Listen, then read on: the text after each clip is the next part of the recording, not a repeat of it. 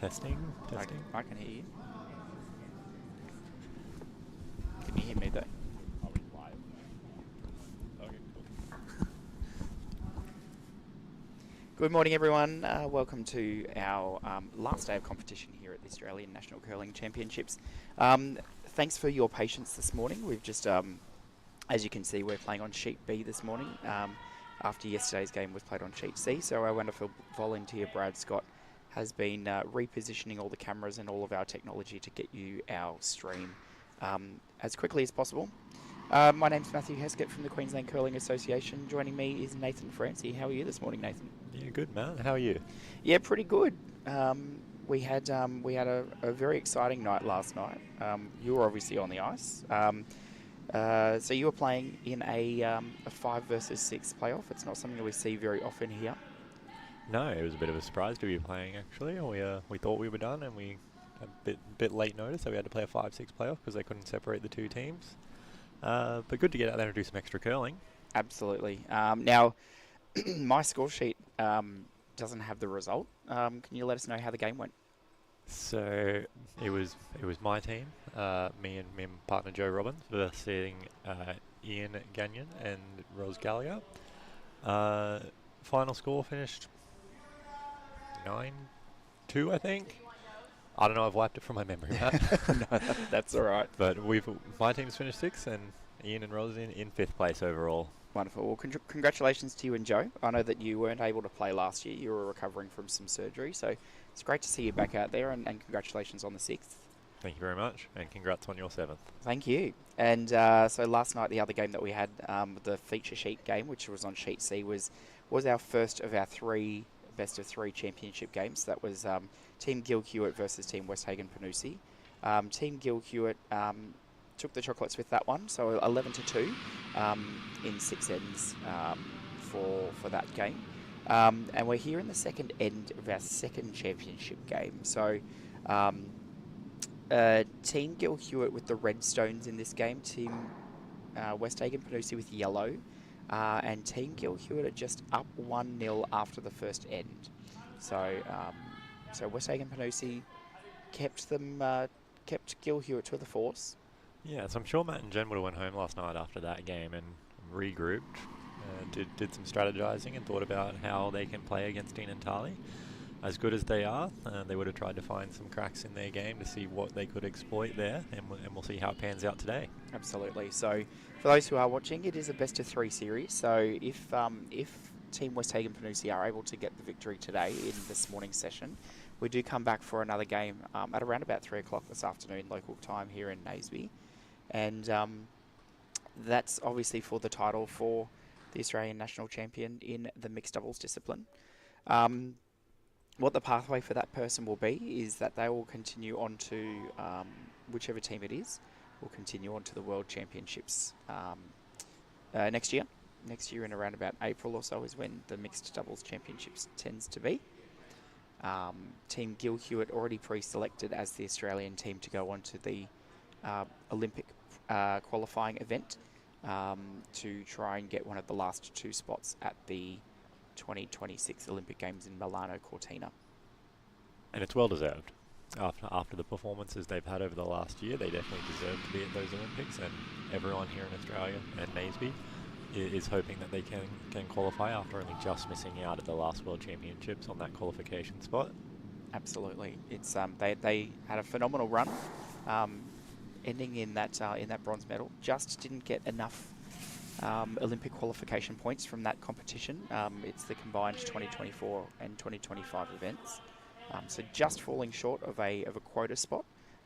But certainly Dean and Tali have been there before with the Olympic qualification event in the Netherlands at the end of 2021 ahead of the Beijing Olympics in 2022. So it will be familiar territory for them, and we wish them all the very best on that pathway. But of course we're here to see who will be the Australian champion for the next year. Dean and Tali in a good position on this end with 2 red rocks sitting right there. And just looks like they're putting up a guard just to cover that run back there.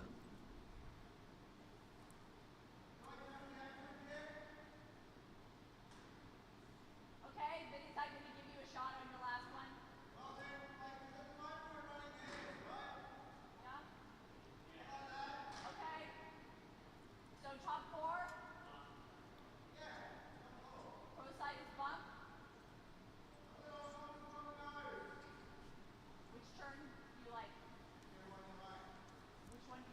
Matt and Jen having a long think about this one.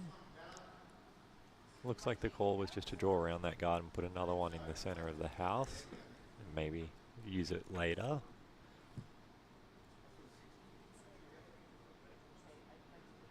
Only a couple of stones left for each team in this end, though. Team Gill Hewitt sitting 2. Why do we call them stones, not rocks, Matt? That's a very good question. So, rocks are big things and stones come from rocks, is what I've heard. That was the goss around the table the other night, or last night. So, thanks to our wonderful officials, in particular Sandy Gagnon, for telling us, or passing along that that little piece of trivia. They're full of knowledge, aren't they? They are full of knowledge. Very experienced umpires. We're very fortunate to have wonderful umpires and officials here at our Australian National Curling Championships to make sure that we're curling fair, curling safe, curling within the spirit of curling and within the rules as well, so that we can have the best competition possible.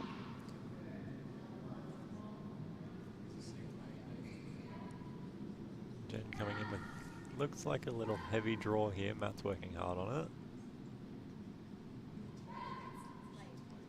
Maybe just looking to move those red ones slightly, get a bit of separation. And it's just going to pull up in front of them. That's a pretty good result in the end.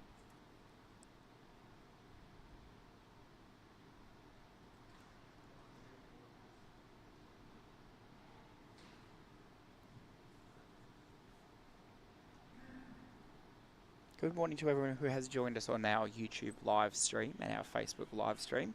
Bonjour to you, Nige 2.0, and hello to Megan and our other person who has commented. I can't quite say your name, I'm afraid. Your name is in hiragana, in Japanese, so we'll see if there's someone in the audience. Nathan's trying to madly see if he can try and say your name, but good morning to everyone who's joining us.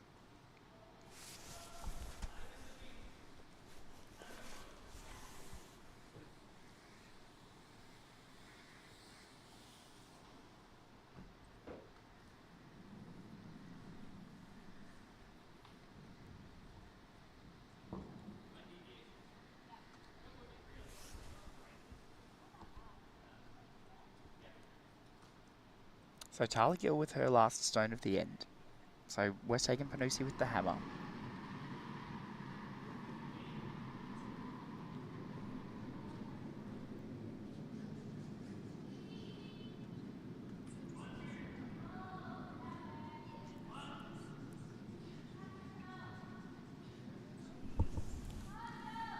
And good morning to you, Ashley, and hello, Stephen. Hope that you're enjoying the broadcast here from all the way where you are, all the way over in Edmonton in Alberta. We will give a konnichiwa out there to Zumiyaki. Well done, Nathan. Great translation there. Thank you.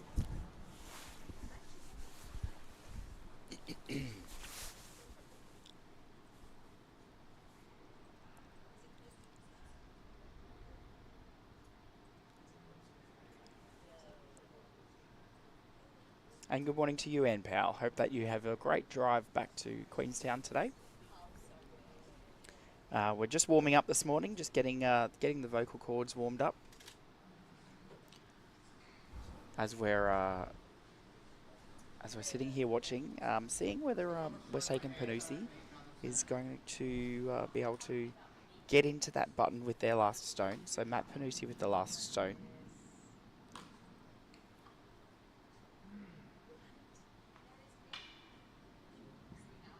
Teams in the mixed doubles competition can choose their lineup however they choose. They can change between ends, so as long as the same person throws the first and the fifth stone, and then the other person throws the second, third, fourth. It doesn't matter which gender throws which stone.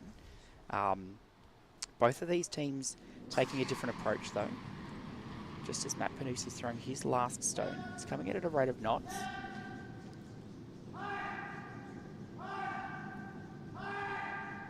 Comes in, noses the front red guard. That's a very good shot there from Matt. Looks like he might have cut it down just to one red.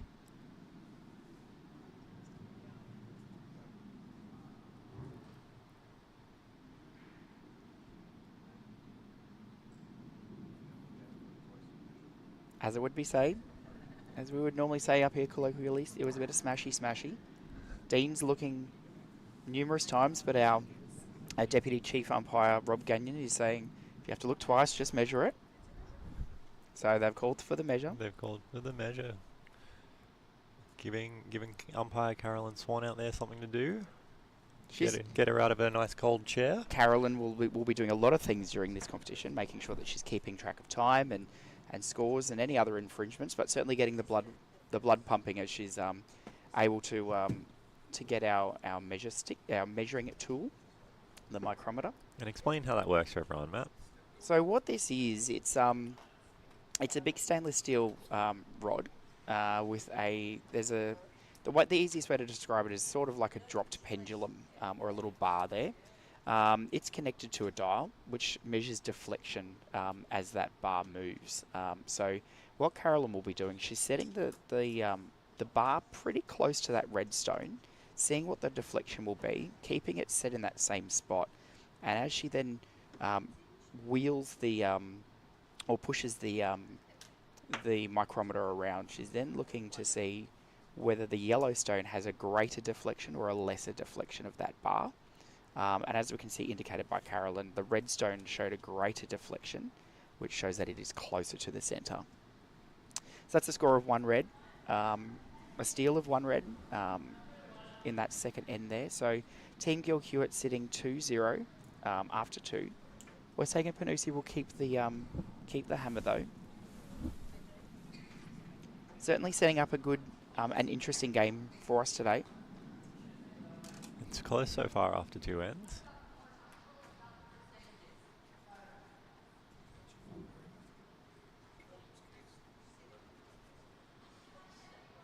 So mixed doubles is a quick game. It is a quick game, only 5 thrown stones. So as I was saying, teams can choose which gender that they would like, and they can switch between ends if they wish, who throws the first and the 5th stone. So for Team Westhagen Panoussi, Matt Panoussi throws the 1st and the 5th stones normally, with Jen Westhagen throwing the 2nd, 3rd, 4th stones. But for Team Gill Hewitt, they normally have Tali Gill throwing the 1st and 5th stones, with Dean Hewitt throwing the 2nd, 3rd and 4th. So it's an interesting combination here, where we've got the 2 different genders playing in 2 different positions across the game. Can't imagine that they will change the lineup, but they certainly do have that opportunity to if they wish.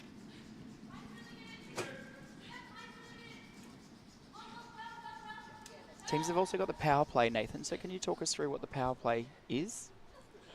So yeah, in mixed doubles each team gets 1 power play for the game, and you can only use it when you've got the hammer, so the last rock of that end. Basically, it's an opportunity to try and score more than 1 or more than 2 in that end. The stones start out on the wings rather than in the middle, and it just kind of opens up that scoring zone. We can talk about it more once they use it. It'll make a lot more sense to people viewing, but basically it's just an opportunity to try and score more that end, or you can use it as a defensive play to try and stop the opponent from scoring in that end as well. That's a great explanation. Thanks for that, Nathan. And yeah, certainly something that we'll talk about if either team chooses to activate their power play.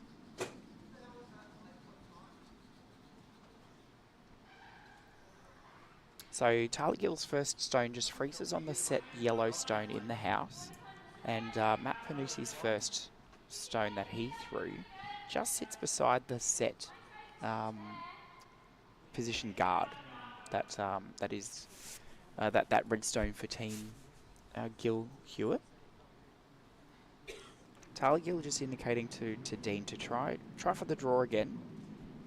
Just wanting to try and build that end up. Obviously they don't have hammer. I'll try and build up as many rocks in the house as possible. You can see the different strategies that these teams are using as well, with Tali being in the house while Dean's throwing and holding a broom for him to aim at, and Dean jumping up and sweeping his own rocks. Whereas Matt and Jen like to call a line, and then Matt will come back down the other end to sweep and help Jen as well.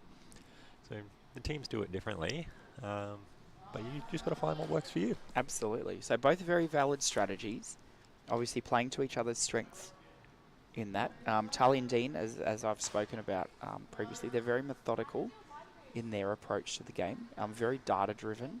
And if you ever get the chance to listen to their communication, it is very data-driven in terms of making sure that each other knows where the stone is, what the path of the stone, where the stone's going to end up. Lots of communication in terms of the data perspective. But Jen and Matt, in terms of the way that they play, having that second sweeper there just allows them to, I guess, have a little bit of course control to start with, and then when you need to, you can have the second sweeper jump on really quickly for that fine control, whether it's just trying to get it past a guard or just trying to drag it to where it needs to be. So both very valid strategies, and obviously it works for each of those two teams, respectively, the way that they train, the way that they want to execute their game.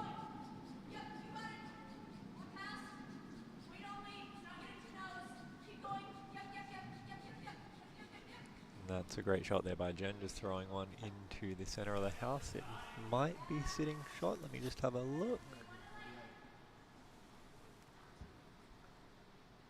No, it's just on the 4 foot with 2 reds still in the 2 foot. But it gives them something to work with later.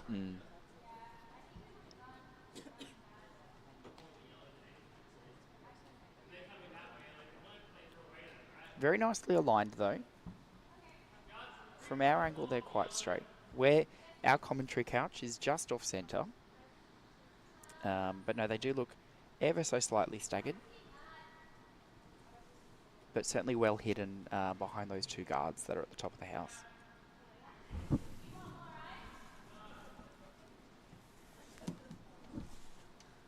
Got some more spectators coming in to watch this exciting game. Almost everyone in Naseby is in here. Including the pets. Including the pets, that's right. So we were very fortunate last night to have part of our medal ceremony last night. So Team Milliken took out the bronze medal. They've unfortunately had to leave this morning, so hence why we did the part medal ceremony last night. Certainly after our championship games are done, we'll be awarding our silver and gold medals. But it was great to see such a contingent of New Zealand curlers here, local to Naseby and the surrounds in the central Otago region. Join us for that very special event. So we had a pie night here at the rink. I know that we've spoken about pies throughout the week, but it was certainly great to all come together as a community, the Trans-Tasman community, to just celebrate some really, really excellent curling. And obviously, as we spoke about a little earlier, Nathan, you're probably smelling the pies as you turned up to play your game, and certainly you certainly enjoyed your sustenance after that 5-6 game as well last night. Yeah, sure did. It was a delayed pie. Everyone else had already had theirs, but I was very excited about it once we got off the ice. The world famous pies in this area. Yep. So Sanger's pies from Cromwell is what they were. Most people ordered the curler's pie, but there was also some. There's also another one called Hey Dal as well. So a vegetarian curry pie was also on the menu for those who chose. Jen Westhagen just peeling that front guard that Dean put up. It wasn't quite a high guard, so just trying to expose a path into the house. The yellow stays around as in what could be called a pseudo corner guard. Quite high though still. A very high corner guard, and it looks like they might just throw out another centre guard there and just replace the one that got peeled off. They're trying to protect those 2 stones that are on the button, so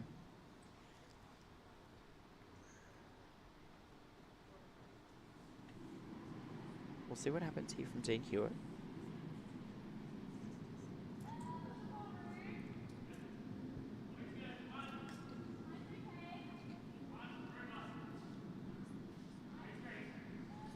I think you're right, Nathan. It is coming through. Just trying to curl around and sit on the centre line. Just getting it over the hog line and putting it back exactly where it was.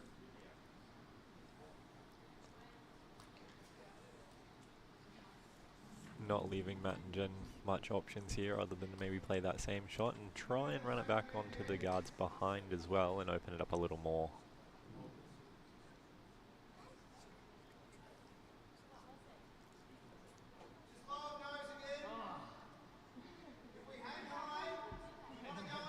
as we said a little earlier, mixed doubles is a fast game. And you got the congratulations of the umpires, Nathan, for your game last night. One of the only games so far in this competition that has stuck to the time schedule that we've been provided. So well done on that, on keeping to time. Yeah, thank you. I mean, the only game to meet every ends time, pretty much spot on. So can't curl, but can stay on time. And we've had a round of applause from the chief umpire, Sandy Gagnon, just beside Nathan here, for sticking to the time. We do have a continuous countdown clock here for our championships here, starting at 1 hour and 50 minutes. So we've got an hour and 12 minutes to go. The rules here for our competition is as long as there's still some time on the clock, you can start the next end.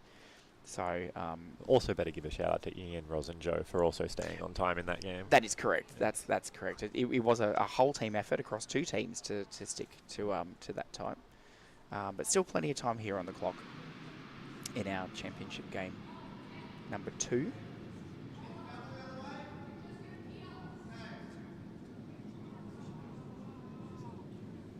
And again, just peeling that guard.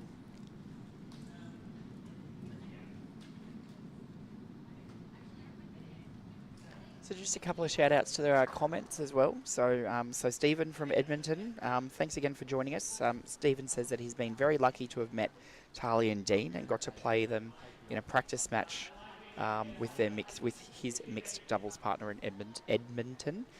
So very lucky to be able to do that. I know that Tali and Dean, they're very humble people. After the 2022 Beijing Olympics, Tali came to our local rink in Boondall in Queensland for a come and try, and we're certainly there getting selfies with as many people as were there. We had around about 30 or 40 people at that event actually. So I would say that she was smiled out, but that was still during COVID protocols, so everyone was masked up with selfies. So, but no, you could certainly see in Tali's eyes that she was smiling and loving just being able to be there and to give back to the curling community and try and encourage more people into this wonderful sport. Yeah, that's right. She's not the biggest fan of the limelight, but she does a very good job of growing our game. Absolutely. As does Dean back in Melbourne. Yes, yeah, Dean does a great job. We keep track of his all the wonderful things that he does on social media with the Victorian Institute of Sport and the come and tries that he does at the Ice House for corporates at the Ice House as well. So two great ambassadors for our sport, as is everyone that's here as well, because everyone goes back, they bring their photos back, show their friends and family.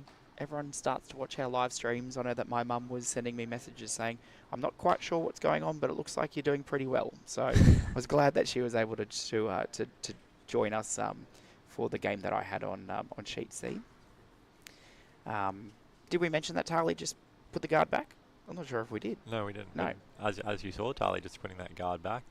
Might have wanted it to curl over a little more. It looks like Matt and Jen do have a shot to run that red rock back to try and bump the yellow forward. I'm not sure if they'll be able to move it enough to get shot rock, and it's a little risky running the opponent's rock, but I'm not sure what else they could do here. They're certainly a little bit of a pickle at the moment, but They'll just want to try and force it to 1 here, I think. I'm not sure if they'll be able to get yellow to be shot, but if they can force another 1 for Tali and Dean, and ones aren't bad. yes, yeah, especially in mixed doubles, ones aren't bad. Because as we were talking about earlier, they do have the power play up their sleeve when they do have the hammer, so they can try and capitalise on that to try and build a big end. They're coming for a draw now. Jen working hard just to get it around that red guard. So coming the opposite side, avoiding the guards that are in play. If they can get a little bit of curl on this, it could get into that button. Just looking at the screen to my left. It's just a little light, just pulls up it just past the line of guards that were there around that pre-positioned stone. So looks like it's going to be another end of 2 for Team Gill Hewitt. So they'll move to 4. But Team Westhagen Panoussi certainly backing their skills, backing their strategy. They'll reset for this end. They still have the hammer as well, so you can get a big score if you've got the hammer. We've seen some 5s and even 6s be scored this week in this tournament, so it's definitely not impossible to come back from here. Absolutely.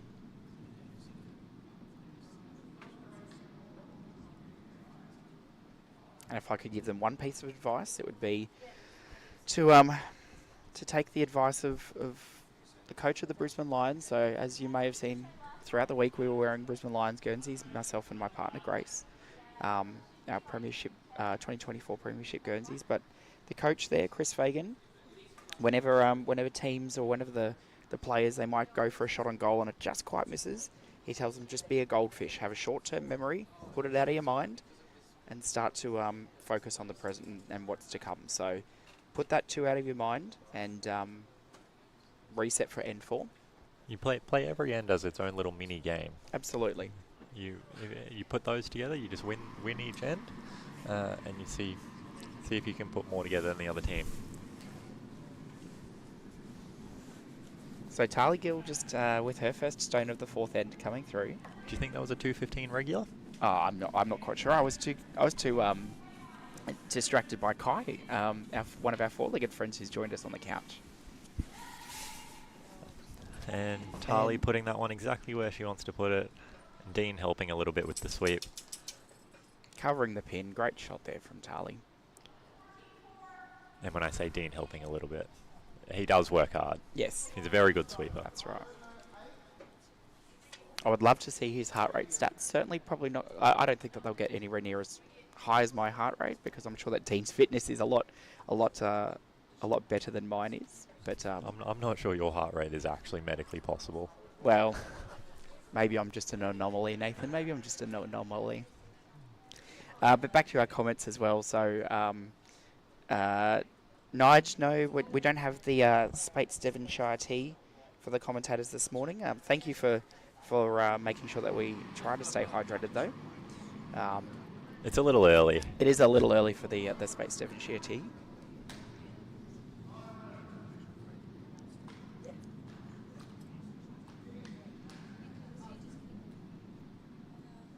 So Matt Panoussi's just thrown his stones, just coming in. Jen's just following it in. Just didn't curl probably as much as what they were after, but just sitting at the top of the 4-foot, just in front of the tee line there.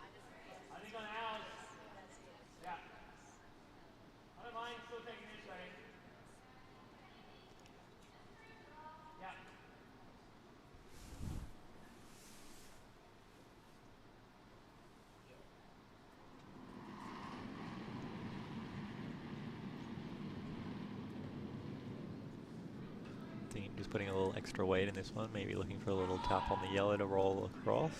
Sit 2.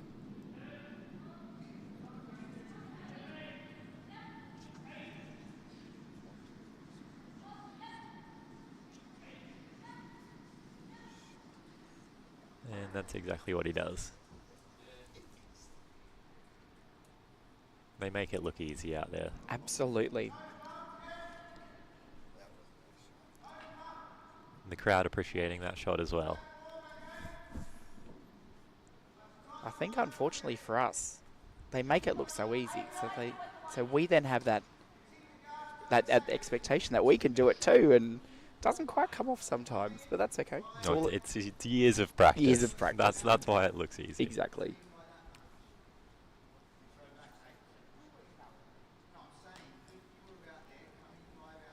Obviously the 2 most experienced teams out there in this final, as you like to see, the number 1 from each pool. So you definitely want the best teams in the final, and that's what we've got here, as was shown all week.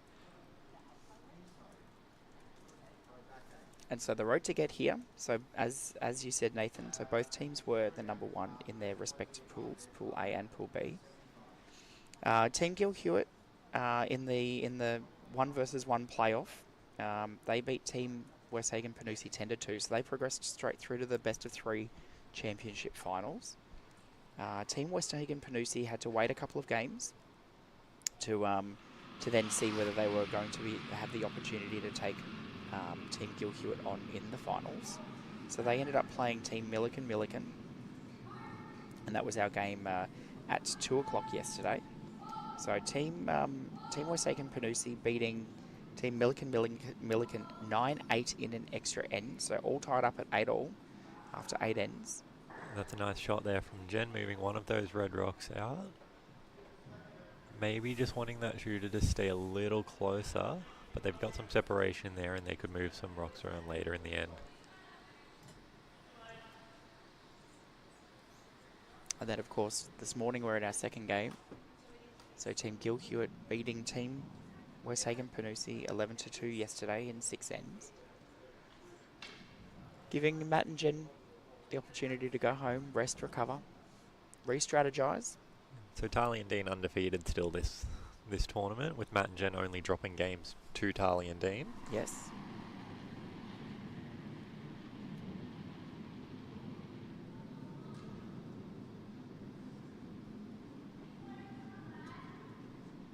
And across the tournament as well, some great draw shot challenge results for both of these teams as well.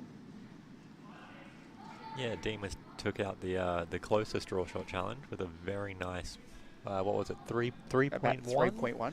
Yeah. 3.1 centimetres confirmed by Chief Umpire Sandy sitting next to us, which you really can't get much closer than that. No, that's right. So Dean being the closest male, and of course Veronica Johns getting the closest female with a very nice 12 centimetres. Mm-hmm.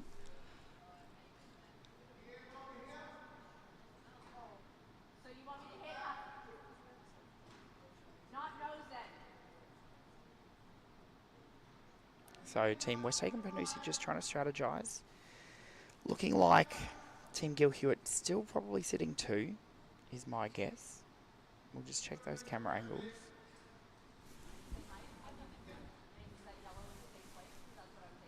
It's a close one. It is pretty close with that pre-positioned stone at the back.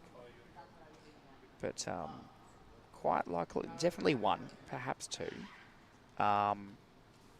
But thank you again, everyone, for joining us on our stream. And thanks to both our volunteer stream coordinator, Brad Scott, for getting everything set up so that we can bring this to you.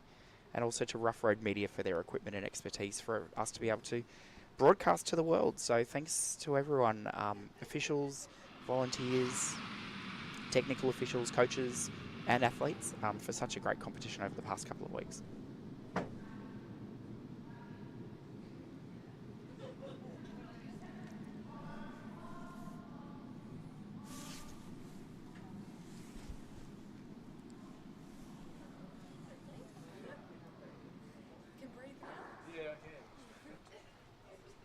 That one just bumping that red in the front, so now it's definitely 2 red there. And pretty close for third shot as well. That pre-positioned stone sitting in third currently. With a little pocket of yellows just sitting just off to our left-hand side.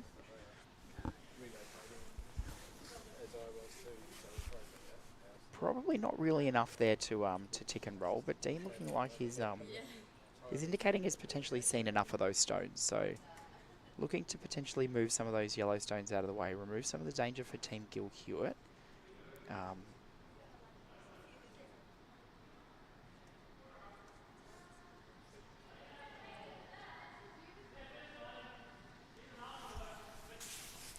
Dean's taking his jacket off, must be warming up inside the ring there.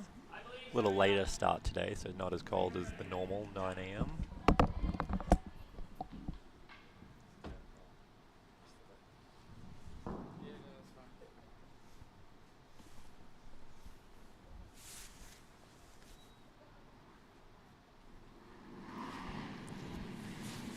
Dean coming in with heavy weight here.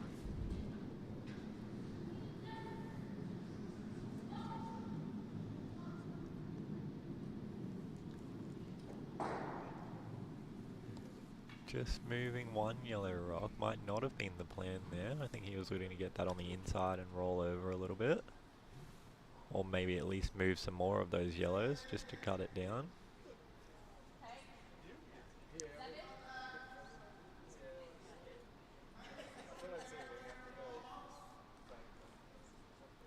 Matt just signaling that he might want to throw a rock into the middle there.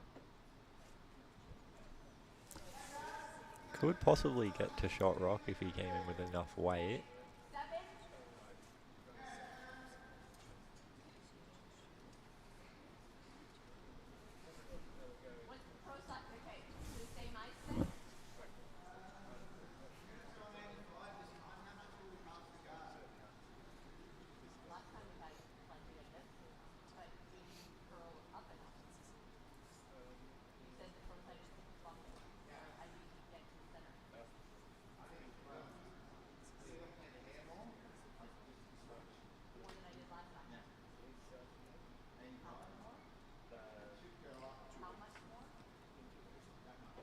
Matt and Jen having a discussion about this one. Just making sure they're both on the same page about the shot that's going to be thrown.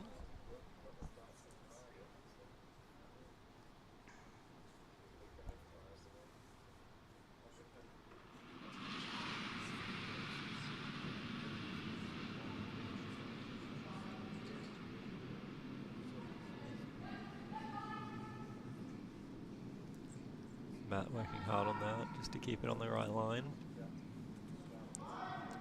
It's close to that guard and it might just... No, it's going to sneak past. What a great shot there. That's pretty good there from Jen. Might be sitting shot rock. Maybe just moved that red one just enough for yellow to sit shot. Giving Tali and Dean something to think about here.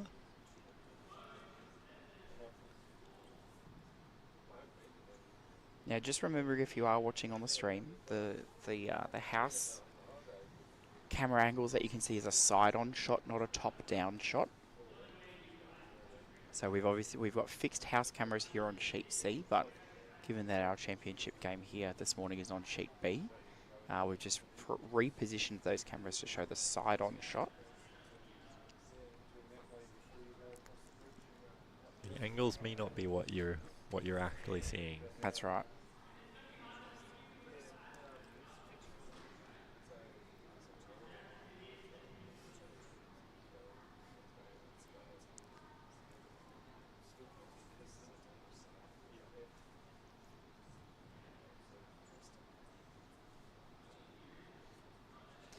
Team Gill, Hewitt here with lots of options though. They're just exploring all the options. So this is Tali Gill's last shot, so stone number 5 for this end. Just working through all possibilities. If we hit this, where will it sit? What if we do this? What will this leave?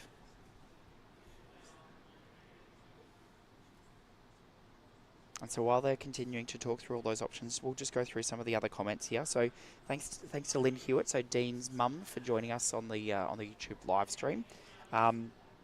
Lynn's just provided a little bit of information. Not sure if you're aware of this, Nathan, but if there's any teachers out there looking for an excursion, Dean does talks at the MCG about resilience and their curling journey. And the MCG Museum has got a curling display featuring Tali and Dean's gear and their story. There you go. Yeah.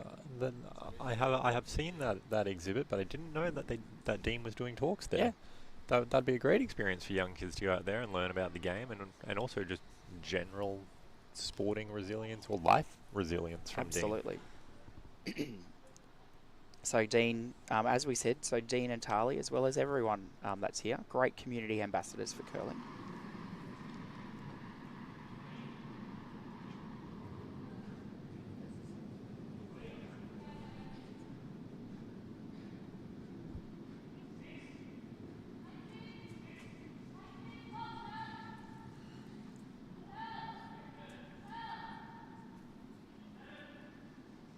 Tali just throwing another red one in, trying to get a little bump.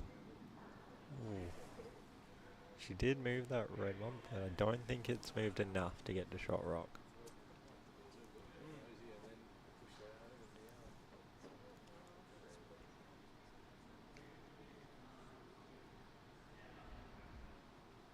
So just like Tali and Dean, Matt and Jen from Team Westhagen Panoussi, talking through all the options.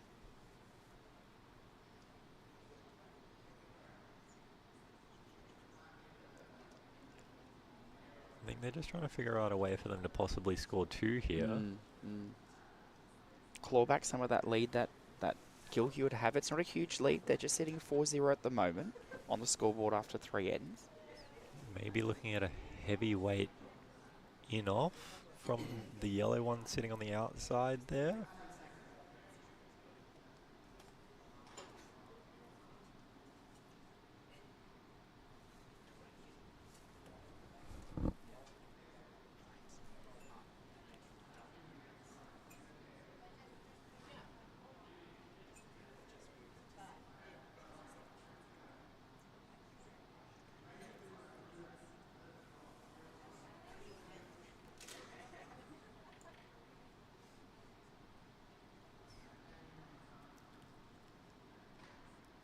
So just while we're waiting for Westhagen Panoussi to head up to the hacks, just another couple of comments there. We've got there's a question here from Rob. So Rob's asked, is there any press coverage for this event in the mainland?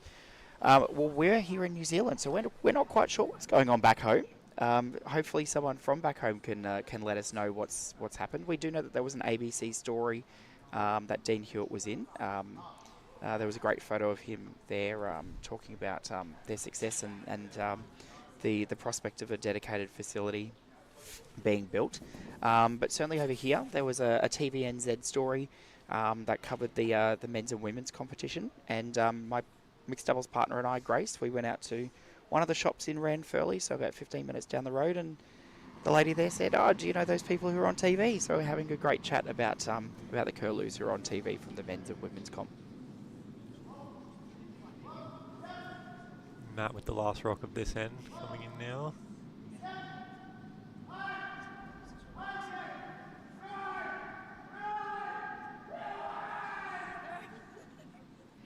A lot of shouting here. Ooh. They've just bumped their yellow one out. It's definitely one red now, possibly two. Yep, two red. So that'll take the score to 6-0 after 4 ends as the teams head off for their 5-minute fourth end break. Thanks to everyone who has joined us, and Stephen, great to see you continuing to converse with us via the chat. So Stephen says he got to go on vacation back in October and November to Brisbane and Sydney, and then to Queenstown and Auckland, all beautiful places. So Nathan and I, we're from Brisbane. We live in Brisbane, so we love our Sunshine State in Queensland, and Sydney and Melbourne and Perth, where we also have our associations, are also wonderful places. So if you do get back to Australia, Stephen, hopefully you get to visit Melbourne and Perth and all the other wonderful cities and towns all across our great land there, as well as Queenstown. So Nathan and I, we're flying out of Queenstown tomorrow. That's our port of entry into New Zealand. So it is a very stunning arrival there, and then plenty of other lovely places here in New Zealand as well. We do definitely recommend coming into the small town of Naseby. It's only about a 2-hour drive outside of Queenstown, so if you're going back there for a bit of skiing or snowboarding, we definitely recommend coming to Naseby and trying out the curling. Pop on by, follow the Central Otago Rail Trail. It will take you into Naseby and to the Maniatoto Adventure Park where we are here. So thank you again.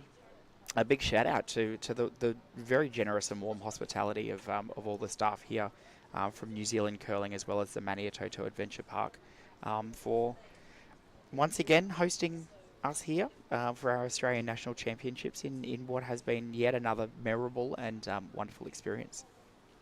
I'm going to put you on the spot here, Matt. Because last night, as we talked about our bronze medal award ceremony, there was another award that was given out, and that was the Spirit of Curling Award. Oh yes, Nathan. Which you did win, as voted on by the players in the mixed doubles tournament. So just talk a little bit about the award and what it means. Look, you put me on the spot just like you put me on the spot last night. So for those who don't know, Nathan was awarded the Spirit of Curling in mixed doubles last year.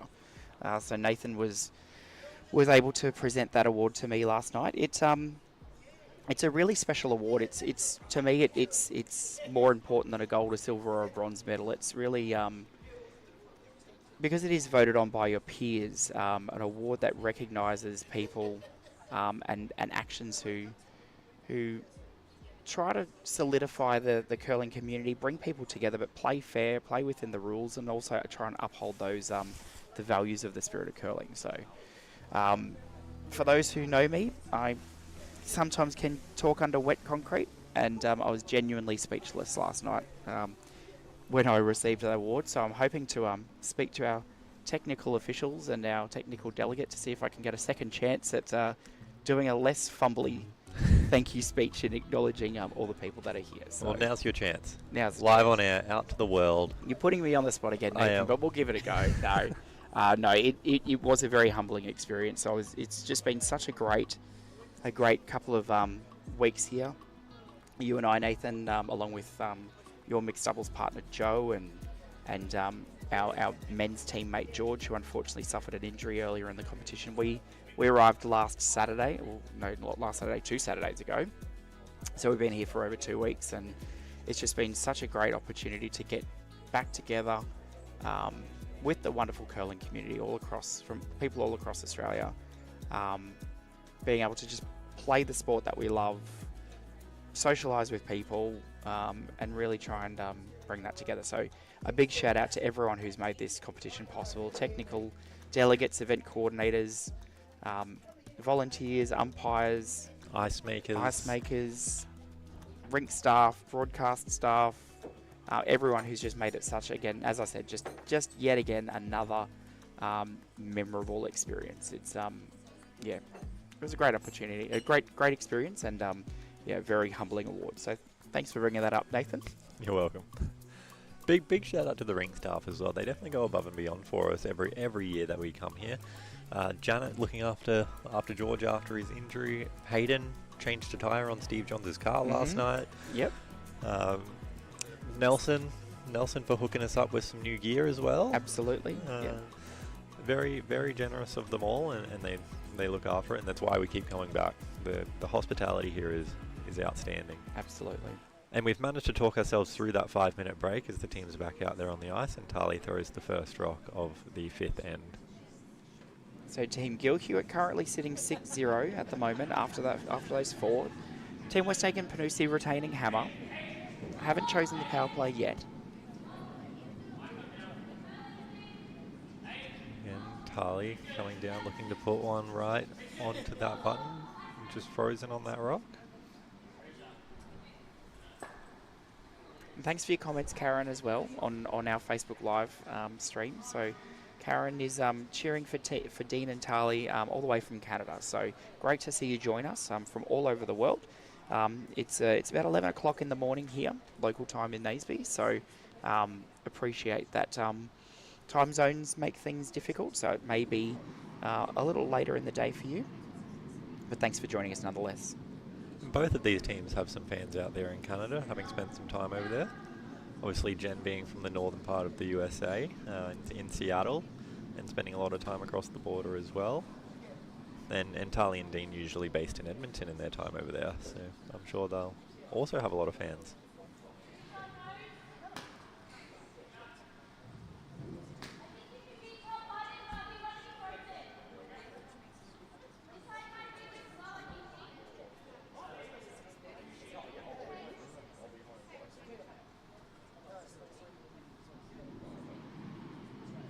The energy up here in the lounge is just building, just as a couple more people have just come in to watch this awesome game.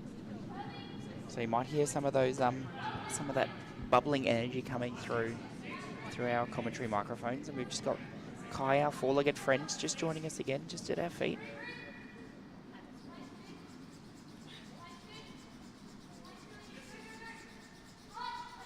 I do have a question for you though, Nathan. I'm going to put you on the spot. So we've had a watcher question. So this is from Rob. So a question for us both. So why curling? Why do we curl? Yeah, why do you curl? What got you into it, Nathan? Well, as a kid, I always, every 4 years the Olympics come around, and I always thought it looked like a little bit of fun. Didn't have the opportunity in Brisbane though when we were younger, just due to time slots and curling being late at night, not really a priority for the ice world in Brisbane. But then as Tali and Dean, really got that curling onto the world stage, it grew and the time slots got earlier, and the opportunity was there to go and start. And yeah, I don't know. I always just thought it looked like a bit of fun, and it is, and I encourage everyone else to get involved as well. The more people we can get curling in Australia, the better we'll get as a country. How about you? Look, I think I had a bit of a different path to you. You're a very athletic young lad compared to me, so certainly can see that that this is a great pathway for you into the sport. For me, though, I got involved in curling back in 2010. So one of my friends turned 21, and she had a bucket list of 21 things to do in her 21st year. So they were things like skydiving and bungee jumping and all those bucket list sort of things. And one day she ended up at the Ice World in Boondall in doing a come and try, and she had such a great time that she then got a group of about 8 more friends together, and she said, look, if we can get 8 people together, we can hire out a sheet, we can just have a bit of fun, throw some rocks around, give it a try. And we were like, yeah, all right, we'll give it a go. So, so that was all the way back in 2010. But And you're still here 15 years later. well, there was about a 14-year break between all of that. So that come and try happened. But then I moved to Central Queensland the following year for teaching. So I just finished my teaching degree. And then after that, moved to Adelaide. There was no active curling in Adelaide. Moved all around and back to Brisbane. And then in 2020, or at the end of 2020, I decided it was time to do something for myself. And there were 2 choices. There was one was I could sign up for AFL football. So I played Aussie rules as a child growing up, and I thought, yeah, I'd like to get back involved in that. But I would always had curling in the back of my mind, obviously from that come and try, and then watching the Olympics. Just that little thing just went, you know what, I want to try and give it a go again. And fortunately, I think for the Australian curling community, I missed the sign up for Aussie rules.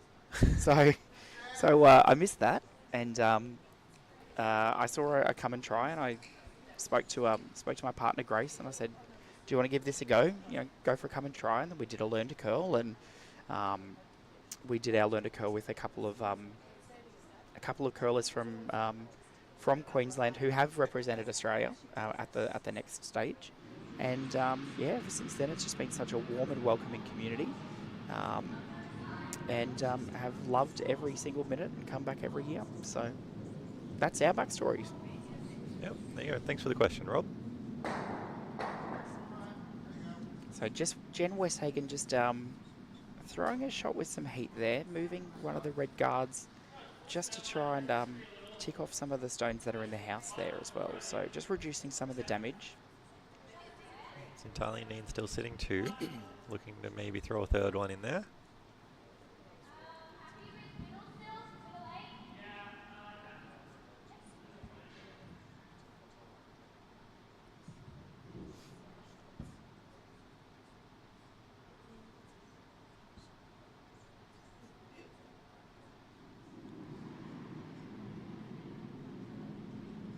So a quick placement of the broom for Tali Gill there. Knowing exactly what she wanted.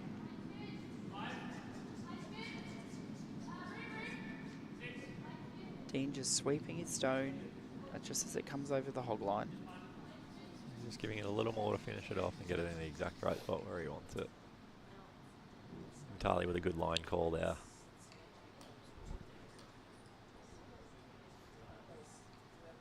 So back to Steve on our comments again on our YouTube stream. So Steve, obviously, we were speaking a little earlier about his trip to Brisbane and Sydney and Queenstown and Auckland. So so Steve says that when he was in Queenstown, he went to visit Milford Sound. It's a wonderful place. Beautiful. Yes. Very tight roads as is identified.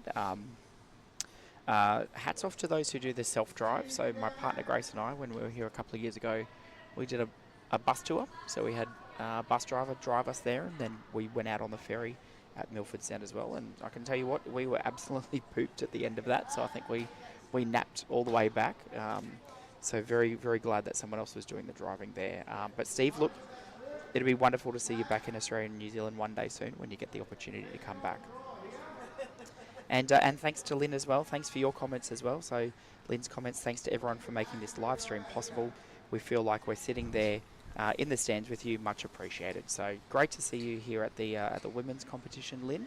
And I'm glad to see that you've joined us as well for our live stream to see how our the results of our second game are going to go.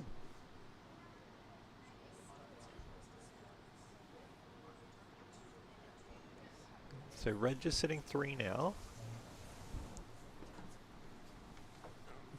Westhagen, Panoussi really need to find a way to score in this end.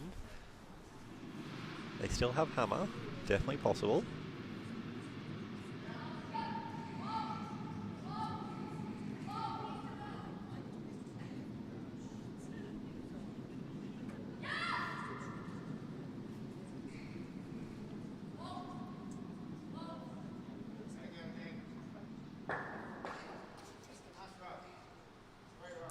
got some separation now.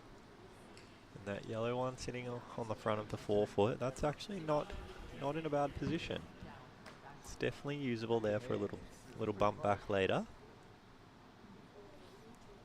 Tali and Dean thinking about what they're going to do, looking at all the different angles. So Redstone's team Gill Hewitt just currently sitting 1. Just with that stone that's on the button. That shot from Jet and Westhagen, just as Nathan said, provided a little bit of separation and movement and just sitting in the second shot spot. But certainly out in the open and vulnerable. Dean just giving Tali the line.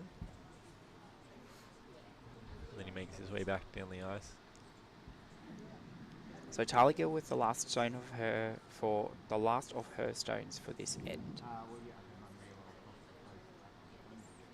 And then Westhagen Panoussi, so Matt Panoussi will throw the last stone of this end.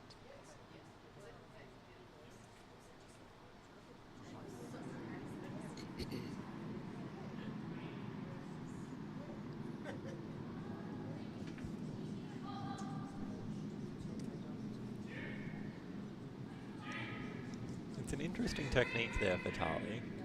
Slides out real slow and gives it a little pop at the end, but it definitely works for her. So it's all about that data that we were talking about, Nathan. So Tali gets a split time around about the 12-foot of the house from Dean. So Dean timing, giving a split time. Some great communication between the two teams, so that way Tali knows what she just needs to do in that last part of her slide to get the stone to be where they want it to land.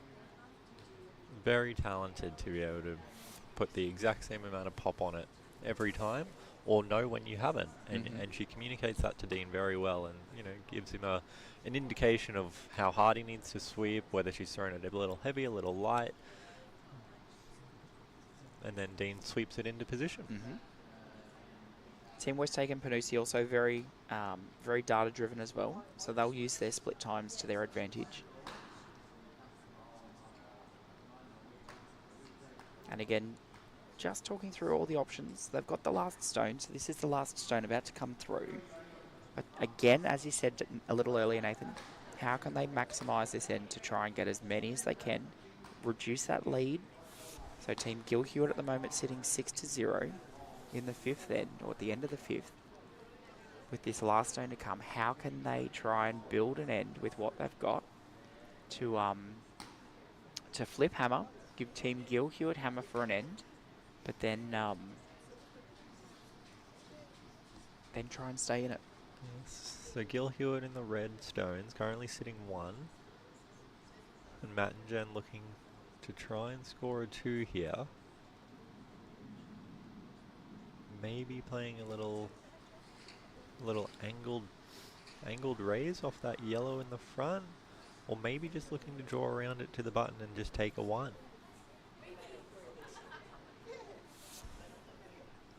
That line call could have been either, and it's going to depend on the weight that Matt throws this.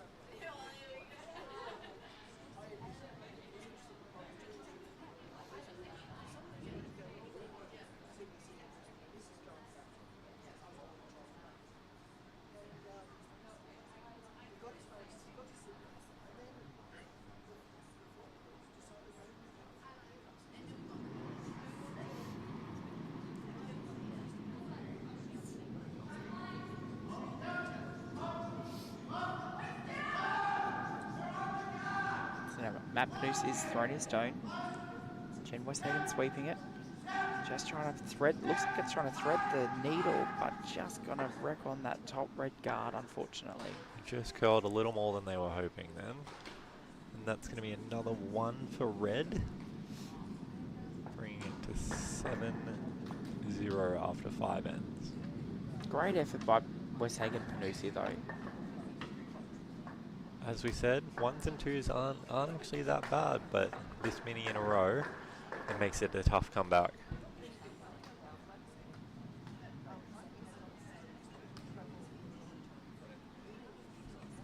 But now's the time. Reset for the next one. Looks like that Jen Westhagen is just telling Dean Hewitt that they're ready to play their power play. Yep, the power play is being called, as signified by a red square on the scoreboard. And the stones being set up out on the right-hand side, or the left-hand side for the way they're throwing, our right-hand side looking at it from our commentary couch. Didn't look like a power play dance from Panoussi Westhagen, but that's okay. Yes, a fair few teams in this competition are implementing the power play dance. I do believe that Chief Umpire Sandy said that she was going to implement that as mandatory next year. The power play dance. It's always good to be able to... Entertaining from Sandy. Yes, entertaining from Sandy. It gives us a reason to smile and have a little... Brings a bit of enjoyment to the game. It's very competitive out there, and the power play dance just breaks it up a bit. Breaks the ice a little. Yeah. Well, we don't want to break the ice. Just metaphorically. Cut the tension. Yeah. Cut the tension, yes.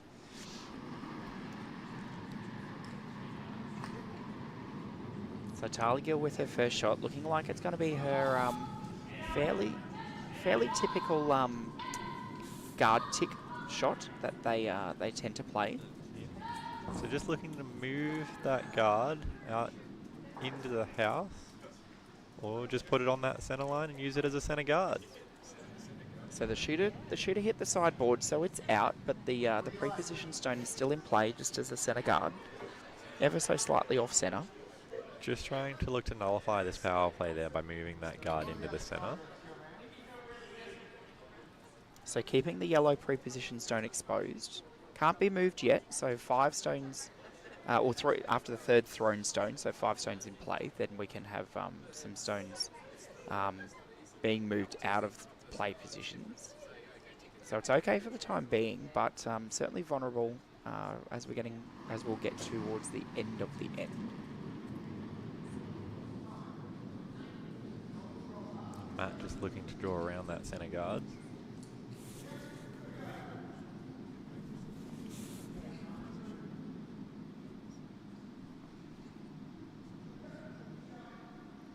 Jen working hard to get it past. And then we'll look to try and just bury it behind that guard.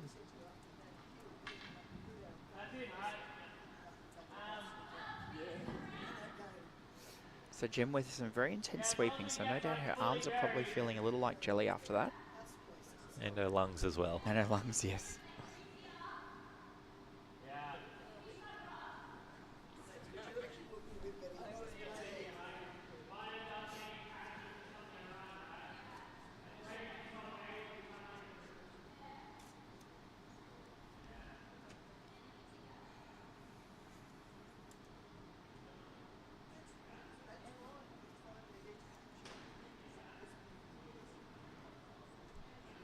Tyler and Dean just having a little think about this one.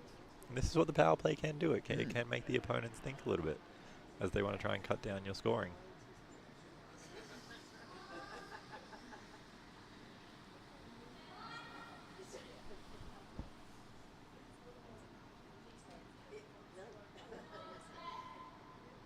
Potentially looking to just sit on top of that yellow pre-position stone.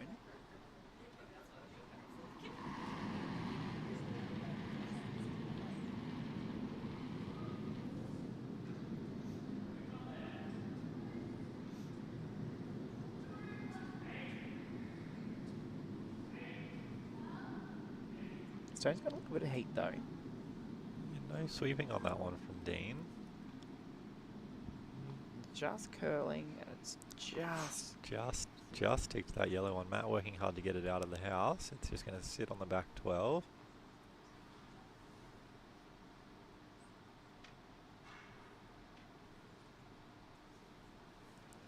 Is that just the opening that Matt and Jen need? Look, quite possibly. So currently sitting 2 yellow at the moment. Still plenty of stones left in the end though. Can't count your chickens before they hatch.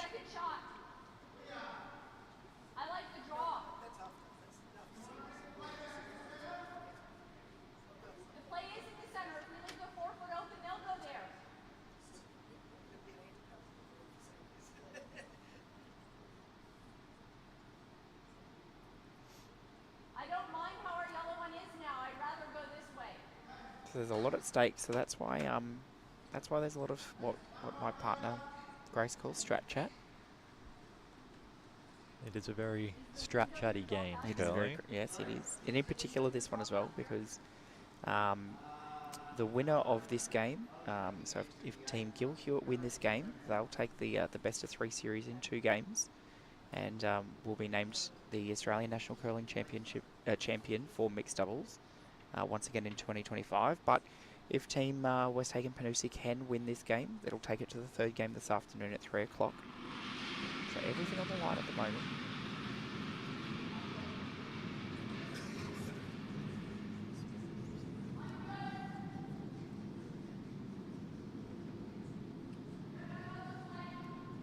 Team Westhagen Panoussi, Jen Westhagen just throwing, looking like it's trying to draw behind their draw into the house. It's just a little light though. Just sitting beside the red guard that's there. That's obviously the that's the one that Tali Gill ticked earlier. Was the pre-positioned stone, just moved into the center of the house, or center of the sheet. Yellow still sitting 2. Dean looking at the options, signalling a possible hit and roll or a possible little raise on their own red stone.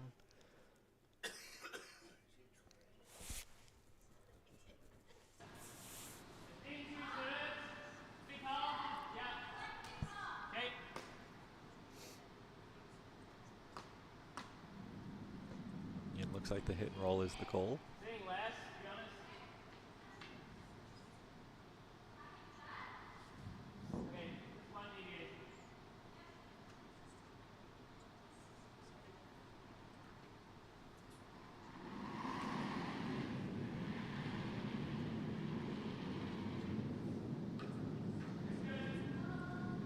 So Dean Stone just coming down the sheet now.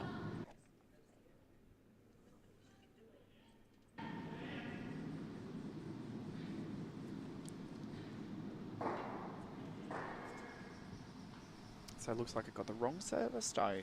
Yeah, it just got the outside rather than the inside of that one, and the red one rolling not the way they wanted it to, and moving that yellow behind the guards in the middle, just sitting on the back 12. So still yellow sitting 2.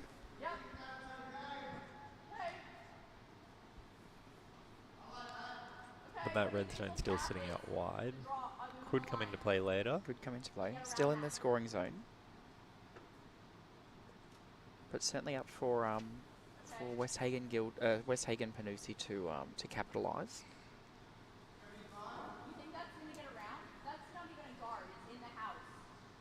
Both of their 2 stones are in the 12-foot circle. So still a fair way out from the centre.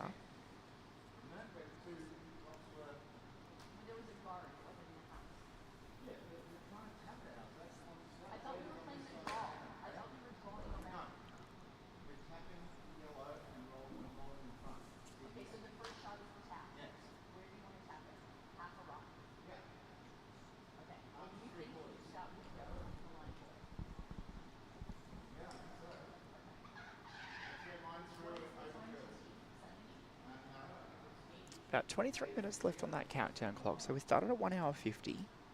And as we said, as long as there's still time on the clock, it means that you can start the next end. So we'll go halfway through the 6th end at the moment, just a little over halfway. So still some time left on the clock if needed to go to end 7 and 8.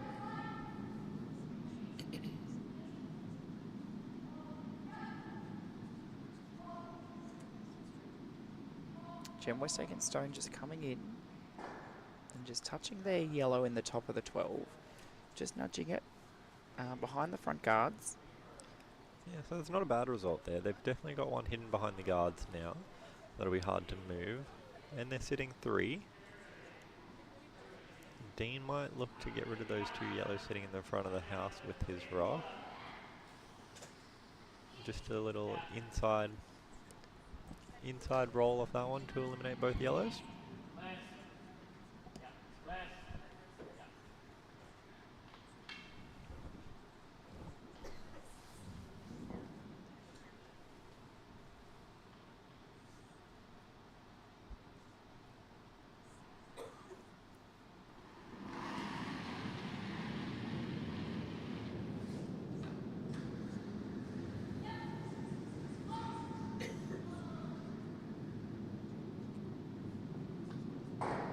So stone coming in at a rate of knots, and looks like they've successfully gotten that double. So well done to Dean Hewitt there, and great line call from Charlie Gill. Their shooter's also rolled out though, hit the sideboard. So Westhagen Panoussi is still just sitting in their one. So that's the pre-positioned stone that has moved around the house a little bit.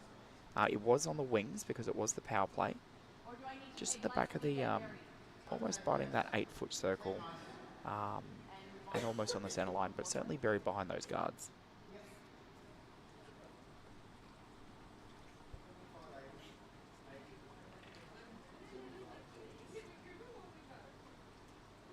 So just Jen Westhagen with her last stone of this end, so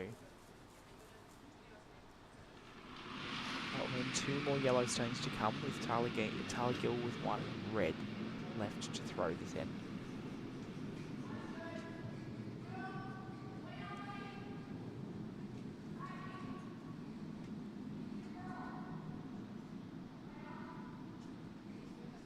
Westhagen Panoussi to a score of 2. And will they return serve with the power play? Well, that's the big question, Nathan.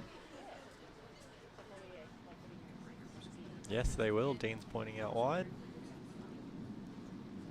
So from our angle and from your down the sheet angle, that's on the left-hand side. So the left-hand side power play for those sitting in the hack as well. So those stones going in the predetermined spots. Every game for this tournament is being played with those same predetermined spots as determined by the umpires.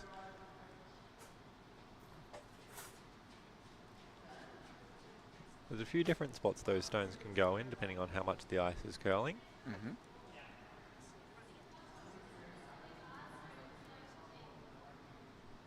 So just Jen Westhagen moving with some pace to get back to Matt Panoussi, who's sitting in the hack, so they can start going. There's 16 and just under 16 or just under 17 minutes left on the rundown clock, so they've got to finish this end and start the next end before it hits 0 if they want to play the 8th.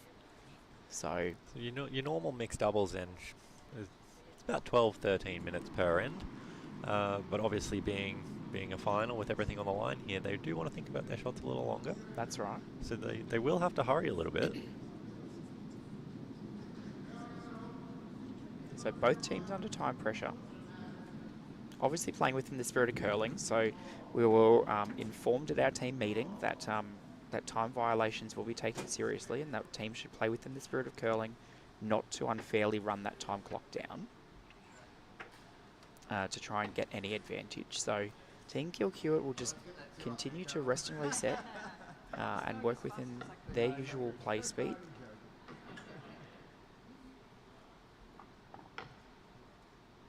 And then to expedite the process as well, Team Westhagen Panoussi looking like they're using the empty sheet A as well, just as a transport sheet, so they can make their way back down to the hack as quickly as possible to be ready for their next stone. So Matt just threw out a centre guard to start this end. Looks like Tarly's just trying to draw around behind. Dean's working hard. And just going to tick that centre guard and roll behind the corner.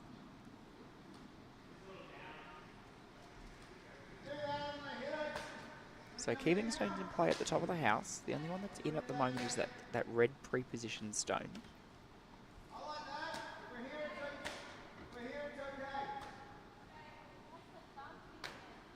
So from a time perspective, Nathan, this is where the two different game strategies and the two different ways the teams play may come into play. So Matt and Jen, they sweep each other's stones. So they call the line at the house and then come down to the hack, sweep the stones all the way up. Whereas Team Gill Hewitt, certainly for Dean Hewitt's shots, Tarly Gill holds the broom. So there's not that time to come down to the end to then have to go back before the stone can be thrown. Yeah, that's right. So the different strategies do take different amounts of time. Myself and Joe, we played the Matt and Jen strategy of sweeping for each other. Joe doing most of the sweeping, actually. For good reason. She can't sweep. But yeah, it definitely does take a little longer than the Tarly and Dean strategy of Tarly holding the broom and Dean sweeping his own rocks. Whereas my partner Grace and I, we play a little bit more of the Dean Tarly strategy. The reason for that is I don't have great depth perception. So I've had some eye surgeries over the years. So it's difficult for me sometimes to visualise where the broom should be. So I do rely on my partner Grace. She throws first and fifth stones, and I do rely on Grace to hold the broom there, just to allow me to visualise where that needs to be. Which then does mean that then I'm, like Dean, sweeping 5 stones, trying to get up as quickly as possible as well to sweep my own stones. So whatever works for each team is certainly the best strategy for play. But certainly here with the time crunch on though, that's certainly going to be a factor playing into Westhagen Panoussi.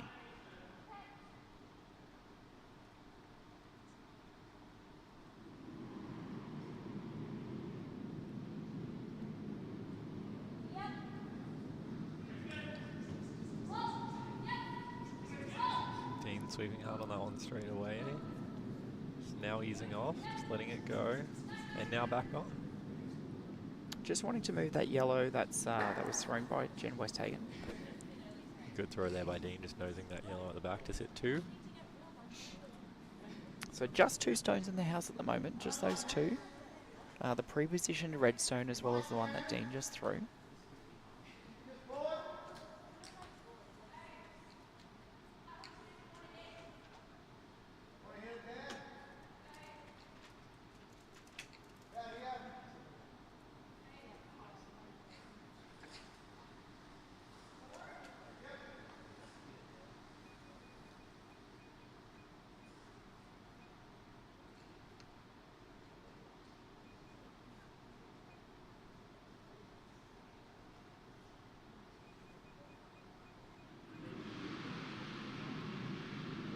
So Jen was saying it here with quite a fast stone.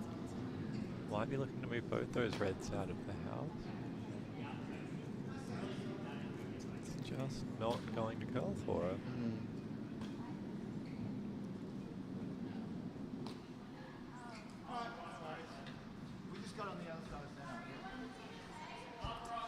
So Dean Hewitt looking like he's looking to take out the yellow guard that's there.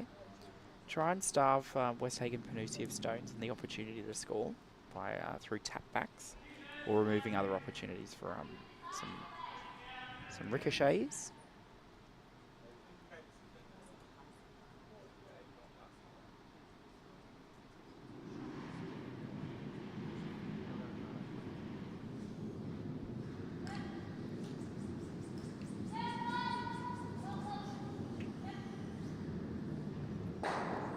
This is what we call just running the other team out of stones. You take their stones out of play and they can't score.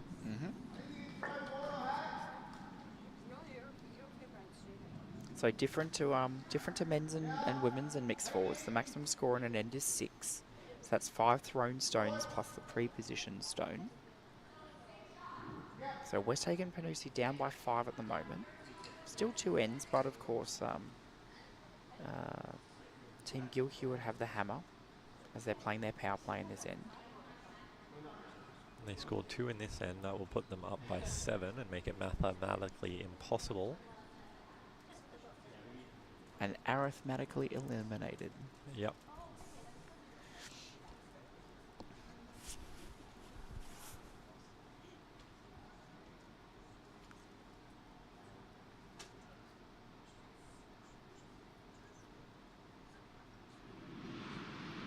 So Westhagen Panoussi just on the offensive now.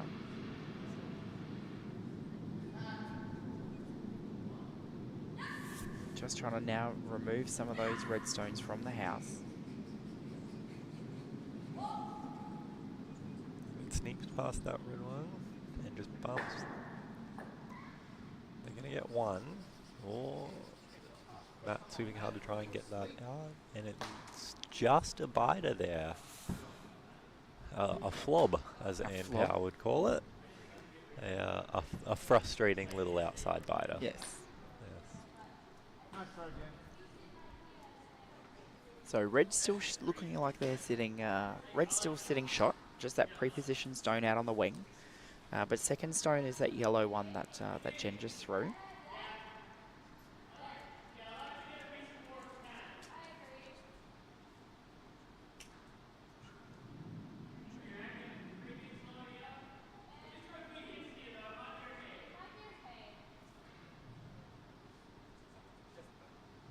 Big shout out to all those people who are watching, both on the Facebook live stream and YouTube as well, and a big shout out to Evelyn Palangio as well. So Evelyn's watching from Canada.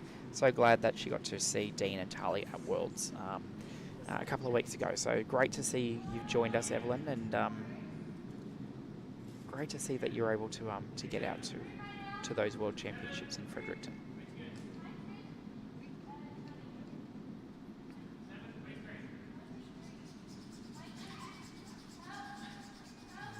Putting another one in the house there, so red will sit 2. Sitting quite nicely just in front of the tee line there.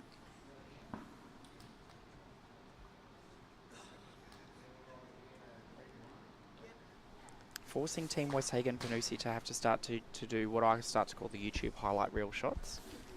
The shots that are getting progressively harder and harder, but if you manage to pull them off, they'll stay on YouTube forever.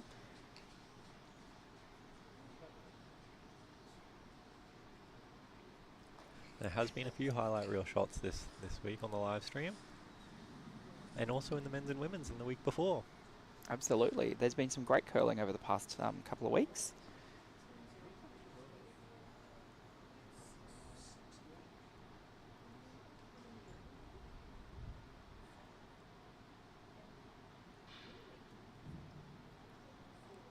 This is the last yellow stone of this end. They're going to have to move one of those red rocks, or at least get their yellow rock into shot to make Tali and Dean play their last.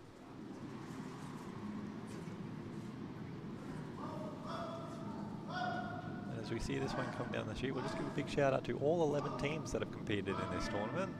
I think it could be the most that we've ever had in an Australian mixed doubles championship. Certainly in the time that I've been here, Nathan, it has been. And that's a good shot there by Matt. Moved that red stone that was sitting in the 4-foot, and that yellow hangs around to be shot rock as well.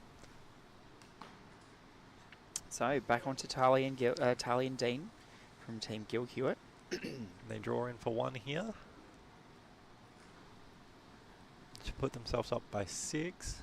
Matt and Jen would still be in the game, but I dare say they might concede after this end if Tali draws in for 1.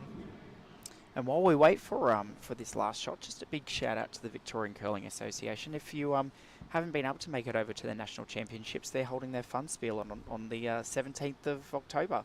So it's Friday from 9 till 9. It'll be a lot of fun curling. So this is obviously very serious curling for big stakes games here, but over at the Ice House on the 17th of October.